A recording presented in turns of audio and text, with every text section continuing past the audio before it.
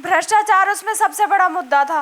पर सर उसमें एक रीज़न दिखाया जा रहा है कि डिजिटल ऐप्स हैं उन पे बैन लगा दिया, एक रीज़न वो था।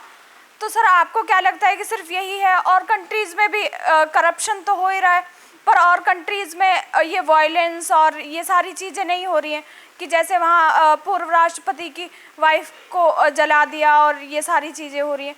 तो सर करप्शन तो और जगह भी है, फिर वहाँ ऐसा वायलेंस क्यों हो रहा है? मतलब देखिए, I can tell you the reasons. I can't tell you the mindset because I'm not from that country.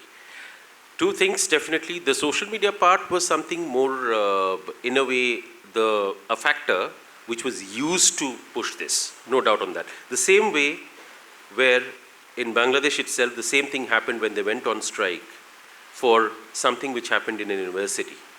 Right? That's what precipitated the entire process. The same thing was adopted here, but the motive will be different. I can tell you one thing for sure.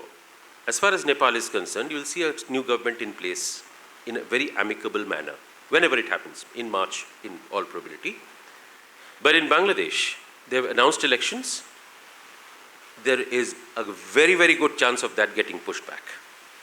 Because they don't believe in that democratic mindset. They believe in usurping of power. खींच लो, किसी भी हालत में धावा बोल के ले लो।